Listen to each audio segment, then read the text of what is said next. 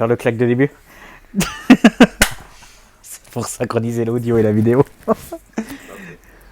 Bonjour tout le monde, bienvenue sur la chaîne YouTube de Technico Lausanne. Aujourd'hui, j'ai le plaisir d'accueillir Maxime Schmitt qui nous vient d'Alsace, qui va nous présenter la discipline du F3P. Je suis vraiment content, Maxime était dans les parages en Suisse. Du coup, j'en ai profité de l'inviter pour cette interview. Donc c'est la première interview de cette chaîne YouTube. Je vais essayer d'en faire plus par la suite. Donc on commence par le premier épisode, voilà, le F3P avec Maxime. Maxime, ça fait longtemps qu'on se connaît, hein. On a fait beaucoup de concours ensemble. J'ai fait moi-même pas mal de F3P. Et Maxime, c'est vraiment une des stars montantes, comme on pourrait dire, de la discipline. Il est très modeste, mais là il a fini, les résultats montent de plus en plus. Donc c'est vraiment super de l'avoir avec nous aujourd'hui. Vous êtes de plus en plus nombreux à regarder mes vidéos, merci beaucoup. Pensez à vous abonner, il y a plein de personnes qui regardent mes vidéos mais qui ne sont pas abonnés. Donc abonnez-vous, c'est très important pour la chaîne. Du coup Maxime, alors peux-tu un peu te présenter s'il te plaît ? Bah ouais, pas de souci. Déjà merci pour l'invitation sur ta chaîne et pour l'invitation au magasin. Donc moi c'est Maxime Schmitt, j'ai 22 ans, donc je viens d'Alsace, donc de Centre-Alsace, à peu près 20 km sous Strasbourg.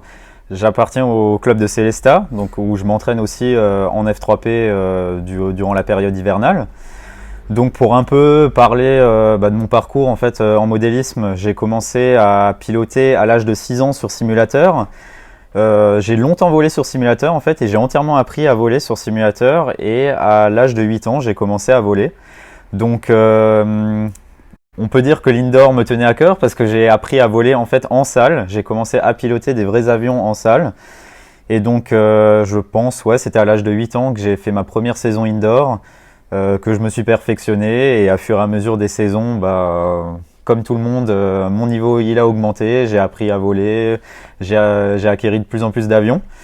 Donc ça a duré quelques années, à peu près je pense 5 ans après, j'ai commencé les compétitions. Donc j'ai commencé par l'indoor, les compétitions régionales en France, en Alsace, dans les régions aux alentours. Et ensuite, j'ai commencé à faire de plus en plus de compétitions à haut niveau. Je crois qu'en 2015, c'était mon premier championnat de France en catégorie promotion, toujours en F3P, du coup en indoor. L'année d'après, j'ai tout de suite fait le même championnat de France, mais en catégorie nationale.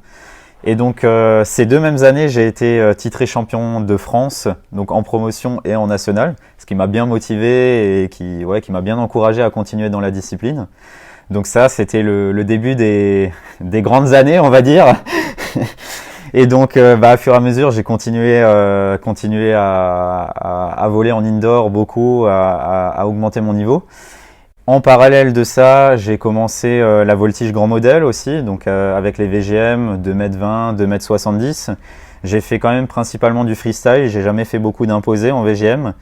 Et là, depuis quelques années, je me suis aussi mis à la voltige en F3A, en France principalement. J'ai aussi fait les championnats de France où j'ai été une fois vice-champion de France en National A, j'étais 3e en National B, donc ce qui m'a aussi bien encouragé à continuer dans ce domaine-là.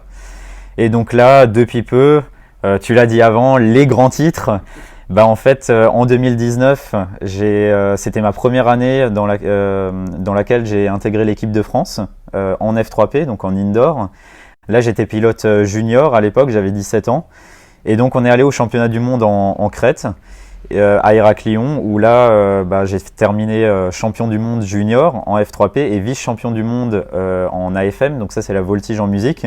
Donc ça m'a vraiment motivé, c'était vraiment un bon achèvement après toutes ces années de pratique. Et donc après j'ai continué, j'ai intégré l'équipe de France en tant que pilote senior. Et donc cette année, j'étais dans l'équipe de France. On est allé au championnat du monde qui s'est déroulé en Lituanie, à Jonava. Et donc l'équipe de France a été sacrée championne du monde par équipe. On l'était déjà à Héraclion, donc j'ai la chance d'être 2 fois champion du monde par équipe maintenant. Et aussi cette année 4e dans les 2 catégories. Donc là en tant que pilote senior, ce qui a été aussi de très bons résultats vu le niveau que la discipline a à l'heure actuelle. Tu peux citer un peu les noms des pilotes qui sont devant toi là, ceux que tu Tu dois battre un peu les objectifs. C'est talonne. C'est que tu talonnes, hein. C'était quoi le résultat championnat du monde, par exemple? Donc championnat du monde en voltige imposé, donc en F3P, c'était Gernot Brückmann, qui est un pilote de renommée mondiale dans de nombreuses disciplines, qui a été sacré champion du monde. Il faut savoir que lui, depuis la création de la discipline, il y a une grosse dizaine d'années, c'est lui qui a eu tous les titres. Donc il n'y a jamais eu personne d'autre qui l'a détrôné dans la discipline. Donc on peut dire que c'est très compliqué de l'avoir. Après, en vice-champion du monde, il y avait Donatas Poziolis, qui était pilote local en fait, qui est lituanien et donc qui concourait à domicile. Et le troisième pilote, c'était un compatriote à moi, Geoffrey Durocha, dans l'équipe de France, qui a été troisième, donc sur la troisième marche du podium. C'est très serré, hein. Je pense que le top 10, ça se joue dans un mouchoir de poche. Alors cette année, tous les pilotes l'ont dit que le top 10, c'était très très très serré. En réalité, les places, c'est en partie de la chance même, parce que c'est vraiment sur une figure, un petit détail de la figure qui va vraiment faire jouer tout le classement des pilotes. Moi, j'étais plusieurs fois sur le podium, sur les vols préliminaires, sur les classements à chaque vol. J'étais parfois deuxième, troisième, quatrième, aussi je suis allé jusqu'à la 5e place, donc on tournait dans ces places-là. Mais c'était très encourageant parce que plusieurs fois, je suis passé devant de très bons pilotes. Par exemple, Donatas Poziolis, donc le lituanien, en vol en musique, je suis passé plusieurs fois devant lui sur les vols de préliminaires, donc c'était quand même très encourageant. J'étais un bel exploit, j'étais bien fier de moi à ce moment-là, parce que c'est quand même des pilotes en fait qui ont entre guillemets créé la discipline. Eux, ça fait plus de 15 ans qu'ils sont dans le domaine. C'est eux qui ont inventé les technologies de construction, qui ont inventé des figures, qui ont amélioré la discipline jusqu'au niveau où on est actuellement. Et donc le fait de réussir à faire des vols avec des classements devant eux, c'était déjà un bel exploit pour moi et j'en étais bien fier. Ouais. Et du coup, alors, quel est le but du F3P pour gagner? Qu'est-ce qu'il faut faire? Il faut aller le plus vite? Comment on fait pour gagner le premier? Alors, comme toute compétition, je pense que c'est beaucoup d'entraînement. Ça, faut pas le cacher. Mais donc, le but de la compétition de vol en imposé, donc comme je l'ai déjà dit, c'est des figures géométriques. Et là, c'est vraiment le critère principal, c'est la géométrie de la figure. Donc quand on a un carré, une boucle à faire dans le ciel, c'est la géométrie de la figure. Une boucle doit être ronde, elle doit rester dans un même plan aussi en profondeur. Après, il y a la notion de constance et de vitesse de vol qui rentre aussi en compte. Donc l'avion en descente, en montée et en vol à plat doit s'approcher d'une seule et même vitesse. Et après, il y a un critère qu'on essaye d'effacer depuis quelques années, qui est un peu le style de vol, la finesse du pilote. Bien que au niveau international, on cherche un peu à l'enlever et à privilégier ce que j'ai dit juste avant, la vitesse globale de vol, une même vitesse. L'aspect finesse de vol du pilote revient également beaucoup en compte. Et du niveau des notes, du coup, donc là, tu nous as expliqué comment c'est jugé. Puis après, concrètement, comment ça se passe, un concours? Alors un concours, donc chaque pilote présente un programme d'une grosse dizaine de figures, donc devant un panel de juges, de 3 juges généralement jusqu'à 10 juges au championnat du monde. Donc on fait son programme, on a 5 minutes de temps pour le réaliser. Donc c'est pas du tout une course, mais souvent dans des programmes complexes, notamment les programmes de finale, 5 minutes c'est très juste, donc on doit également gérer notre temps. Et donc on exécute ces figures et je sais plus trop quoi dire. Non, attends, je voulais repartir. Ouais. Tout simplement sur juger de 0 à 10. Ouais, voilà, mais c'est ça, au début je voulais dire ça. Faut repartir là-dessus. Donc notre vol de 10 figures, en fait, chaque figure est jugée de 0 à 10, donc avec des demi-points. Donc généralement les juges ils partent de 10 et ils décomptent de demi-point en demi-point dès qu'ils voient des erreurs en fait. D'accord.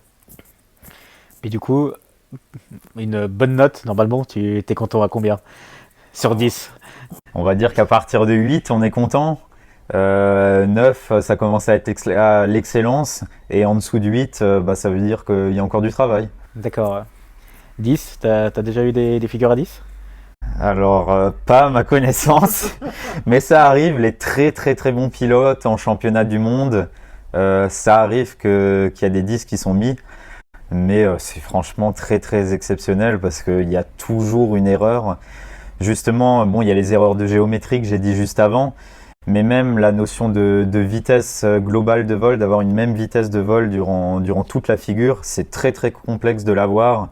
C'est pourquoi c'est presque impossible d'avoir un 10. Ah, on avance vite là. On peut refaire après hein, si tu veux assembler des trucs. Moi je me perds un peu hein, quand je parle. Hein. Ah, non, c'est bien. Attends, je vais reposer parce que sinon ton montage il va merder là. Ouais, les pauvres accords. D'un coup tu vas voir moi. Tu peux un peu nous expliquer les avions qui sont utilisés Ouais.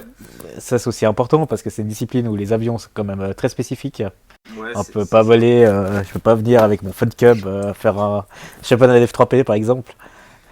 Alors déjà ça dépend des catégories en fait. Donc bon je peux commencer avec les avions que moi je pilote en catégorie internationale. Donc c'est quand même la catégorie la plus haute. On peut comparer un peu ça à la Formule 1. Hein. C'est vraiment l'élite des avions.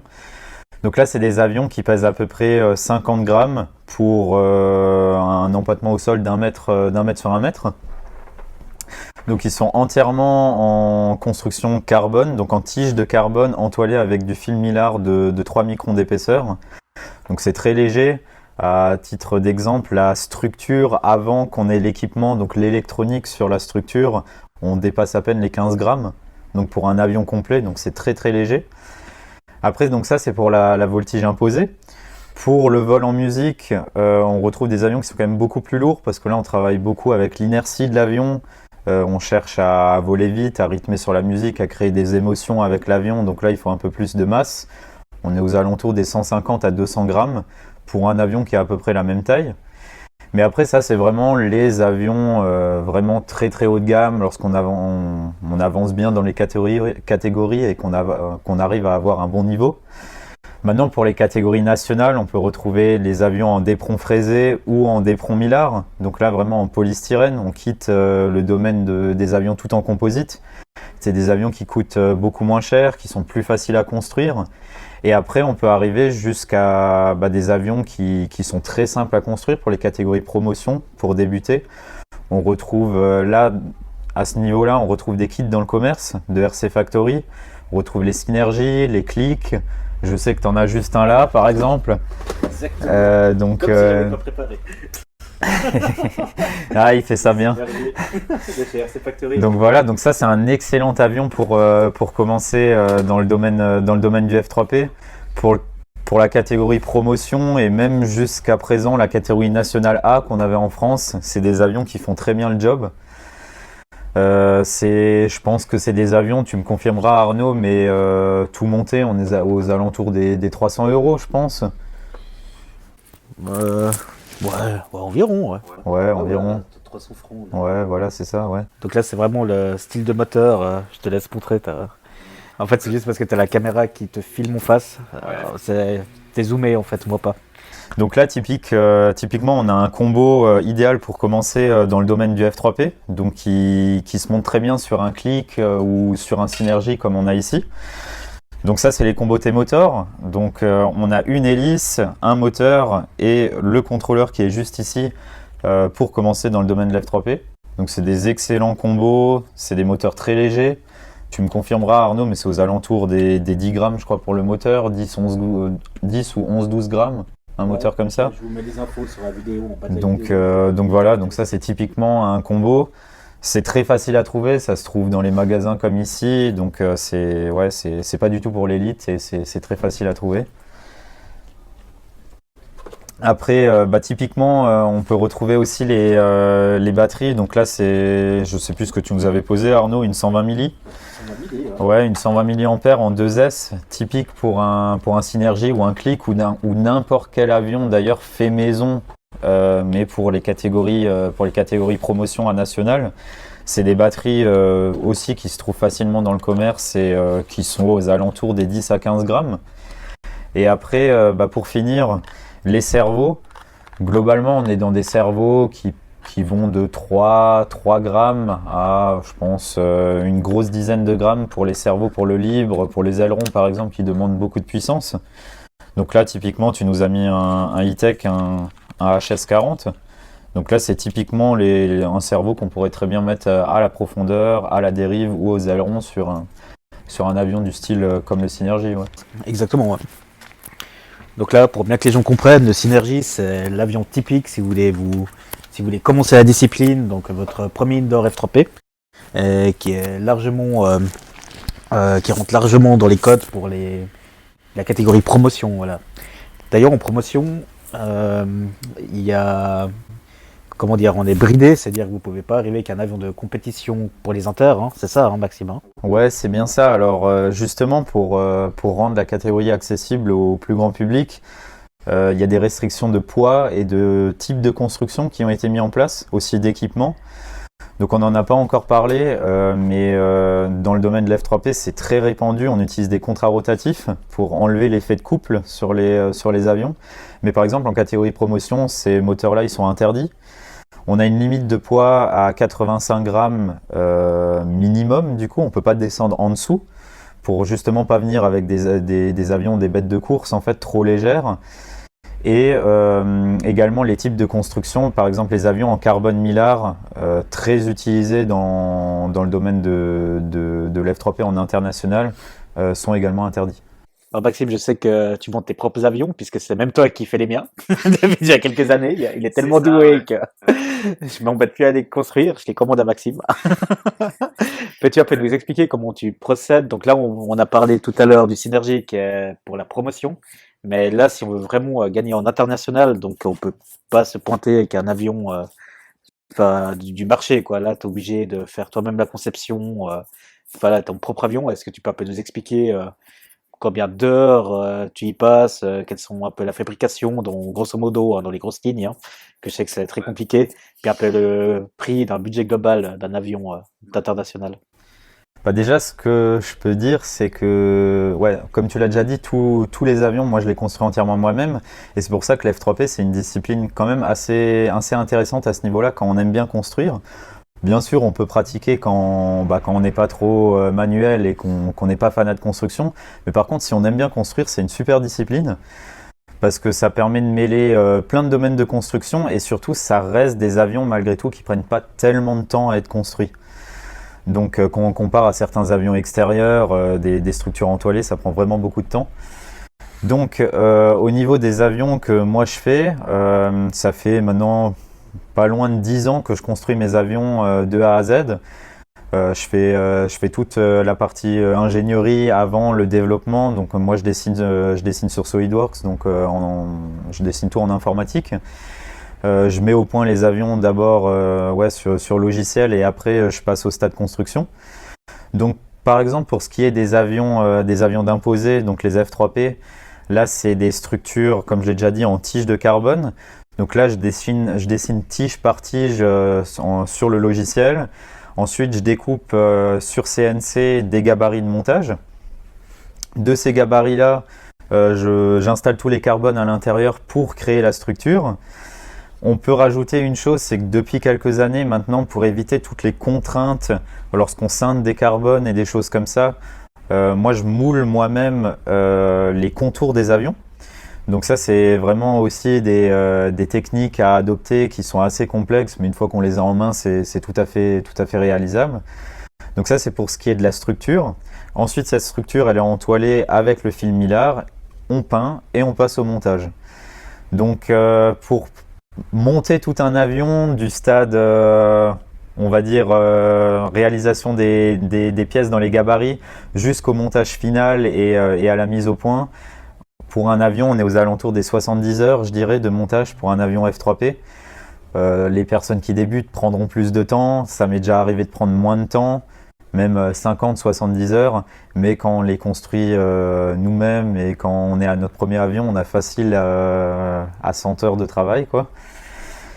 Donc pour ce qui est de l'équipement de ces avions-là, c'est comme je l'ai dit tout à l'heure, la norme maintenant c'est d'utiliser des moteurs contrarotatifs.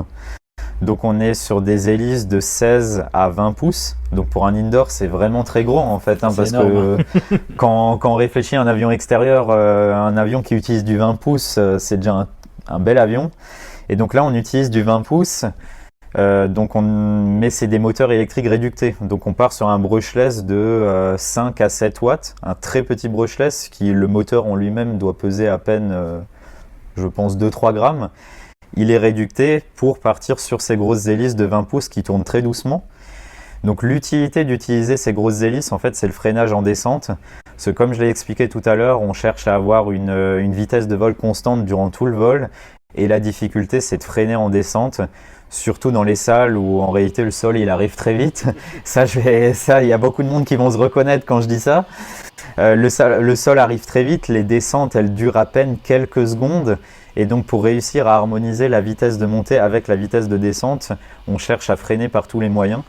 Donc on place des freins sur les ailes des avions, enfin sur les ailes, sur le stable, on place des freins.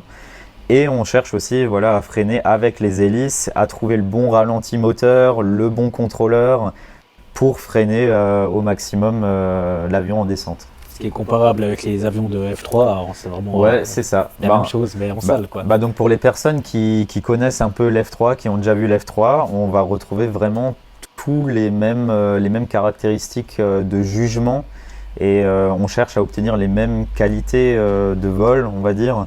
Donc justement pour ces histoires de vitesse, la géométrie dans le vol, c'est vraiment très comparable au F3. Comment tu te prépares pour un concours? Combien d'heures tu fais d'entraînement? Combien de vols? Combien de fois par semaine? Explique-nous un peu comment tu te prépares en saison de compétition. Alors généralement déjà, l'F3P, moi je le pratique uniquement en hiver. Il y a des personnes qui volent en F3P et en indoor toute l'année. Mais moi je fais vraiment une césure en été pour voler dehors. Donc je recommence généralement à voler fin octobre jusqu'à début avril. Donc généralement la saison elle commence assez doucement au début. Donc là je m'entraîne une fois par semaine généralement. C'est le dimanche après-midi. Et donc là je fais à peu près 2 heures d'entraînement, mais c'est aussi beaucoup pour le plaisir quand il n'y a pas de concours. Et donc voilà. Et après, lorsque les concours approchent, là l'entraînement il s'intensifie un peu. Déjà pendant le créneau que j'ai chaque semaine, là je m'entraîne beaucoup plus sérieusement, je fais beaucoup de programmes, je règle mes avions, je rentre beaucoup plus dans les détails. Et après, quand des grands championnats comme le championnat de France, le championnat suisse, le SOIM, ou bien sûr le championnat du monde approchent, là ça commence à être des entraînements plusieurs fois par semaine avec un programme d'entraînement pour se perfectionner au max. Quand tu t'entraînes, tu t'entraînes généralement seul ou il y a quelqu'un qui pour te coacher, te corriger? Alors malheureusement dans le modélisme, il n'y a pas tellement de monde en tant que coach et ces choses-là. Donc moi j'ai quand même la chance à Célestat où je m'entraîne donc en Alsace d'avoir 2 juges dans le club que je remercie de m'aider beaucoup, qui eux de temps en temps viennent me juger en réalité et vraiment faire des vols type concours. Donc je fais des vols type concours avec eux et ils me disent ce qui va pas et des choses comme ça. Après en France, on a la chance d'avoir quand même un groupe de travail d'F3P assez actif. Et donc avant chaque championnat du monde et surtout durant chaque saison de championnat du monde, on fait 1 à 2 entraînements avec l'équipe de France de 1 à 2 jours où là, avec plusieurs juges français référents du F3P, on fait des entraînements où vraiment là, on chipote, on regarde la moindre erreur et on essaye de se perfectionner au maximum. Pendant le concours, juste avant de voler, tu as un petit rituel? Est-ce que tu as des tocs? Il y a des fois des pilotes qui font, je sais pas, un peu d'étirements ou... Comment tu fais pour gérer le stress surtout que là tu étais au championnat du monde là, en Lituanie dernièrement? Comment tu ressens, comment tu gères ça avant le vol? C'est vrai que c'est une bonne question parce que toi tu ne diras pas le contraire aussi, je pense. En concours, on a vite fait de stresser en réalité. Je stresse énormément. On se prend vite au jeu en fait. Vu que c'est notre passion, on cherche à bien faire. En fait, on a envie de bien faire, on a envie de réussir au max et souvent le stress il monte assez vite. Moi, j'ai la chance de pas trop stresser et de rester assez apte à voler, on va dire, malgré le stress. Mais c'est vrai que le stress, il peut être vite négatif et on peut vite voler moins bien lorsqu'on est stressé. Donc moi, j'ai pas vraiment de rituel juste avant. J'essaie quand même de bien me poser avant un vol. Parce que bon, l'F3P, c'est quand même une discipline où les avions, le moindre coup de manche, le moindre millimètre de manche mis à côté, mal mis durant un vol, se voit tout de suite. Si on a un peu de chance, si c'est dans une transition entre deux figures, ça se voit pas trop, mais dans une figure, on a vite fait de rater une figure pour un simple petit tic-toc de main, justement. Donc ouais, c'est vraiment le fait de se poser avant chaque vol, de se concentrer, de bien souffler, c'est quelque chose de très important. Ouais. Quel est ton pire et meilleur moment F3P? Voilà, le pire et meilleur moment. On veut les dossiers là. Voilà. Il y en a pas tellement, mais on va dire que je me souviens que justement on parlait du stress. Et bon, ça c'est pas très joyeux, c'est pas un très bon souvenir justement. Mais je me souviens que durant mes jeunes années, quand j'ai commencé les concours, donc c'était en 2015-2016, j'étais adolescent, j'avais justement 15-16 ans dans ces domaines-là. C'était mon deuxième championnat du monde, deuxième championnat de France, pardon, qui se déroulait à Sarreguemines, donc en France. J'avais pas mal stressé à ce championnat-là. Alors je sais pas si c'était le championnat ou autre chose, mais j'avais fini par être malade et bien malade. Et donc j'avais dû jouer mes finales, bon c'était encore en catégorie nationale, totalement malade, une sorte de gastro et tout, j'étais un mort-vivant. Et jouer une finale comme ça, en étant fiévreux et tout ça, c'était vraiment pas un bon souvenir. Ok. C'est ton meilleur souvenir du coup? Meilleur souvenir, je pense que c'était à Héraclion, donc ça c'était en 2019, en Crète. C'était mon premier championnat du monde où là j'étais en pilote junior dans l'équipe de France et j'ai été sacré champion du monde junior à cette compétition-là. Donc premier championnat du monde, tout de suite un sac de champion du monde, c'était vraiment d'excellents souvenirs. Ah, j'imagine. Ouais. Après il y a une autre anecdote moins glauque si tu veux. Vas-y, on a encore du temps.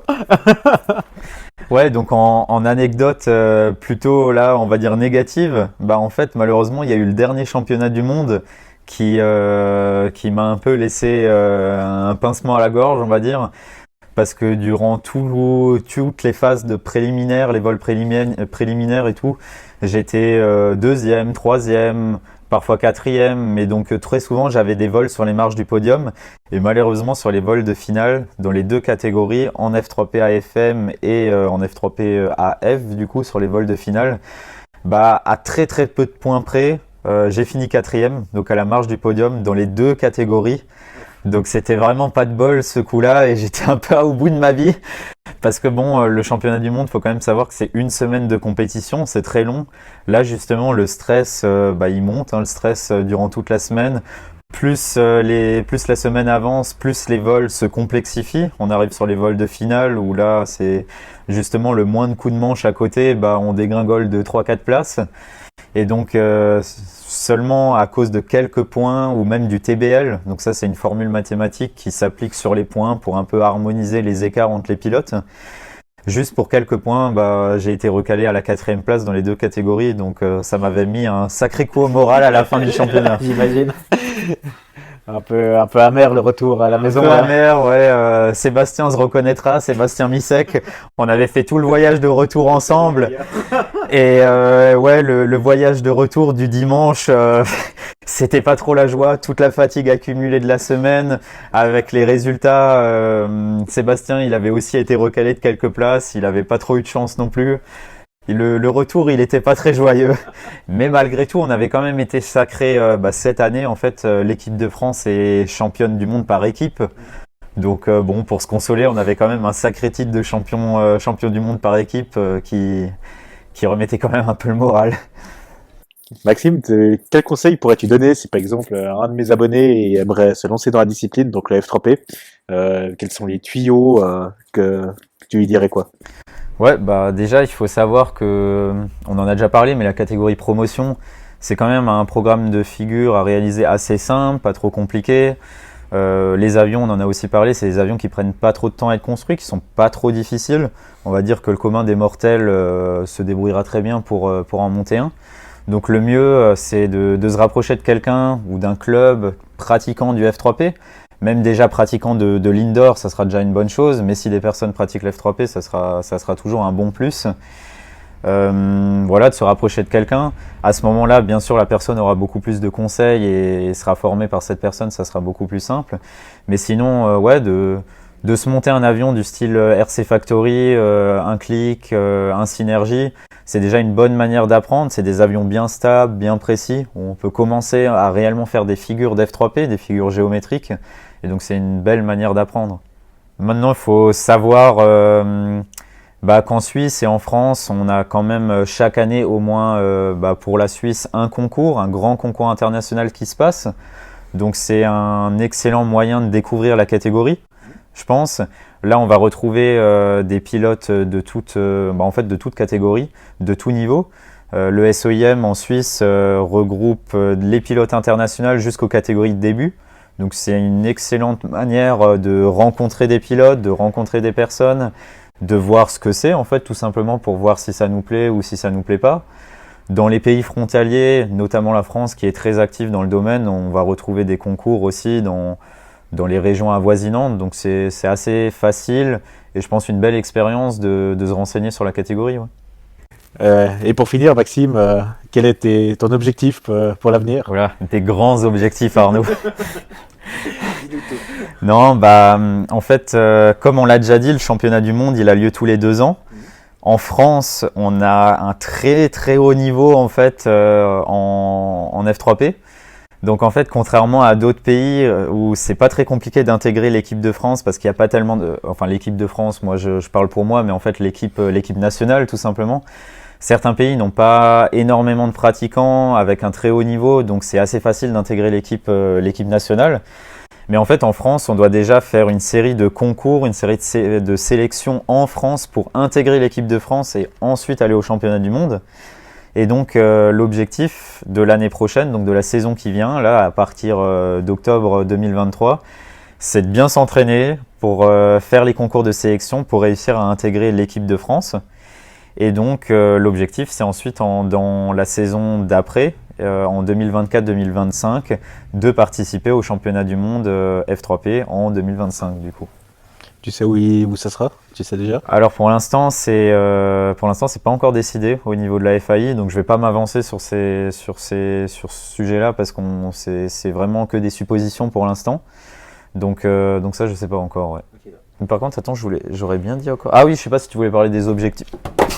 Il casse tout. Il est terrible. Tu pourrais remettre ça en bêtisier. C'est clair. Non, des objectifs de dehors, je sais pas si tu veux parler de qu'est-ce que je veux faire dehors. On est presque déjà à 50 minutes de vidéo. Oh mince. Bon, on va perdre des gens, voilà, si on commence à trop s'étaler. C'est dur d'être sérieux. Mais le problème, si tu coupes et que tu remets quand on est en train de rigoler, ça passe pas. Non. Merci beaucoup de nous avoir regardés. J'espère que cette vidéo vous a plu. Pensez à vous abonner, à liker et je vous donne rendez-vous à la prochaine vidéo.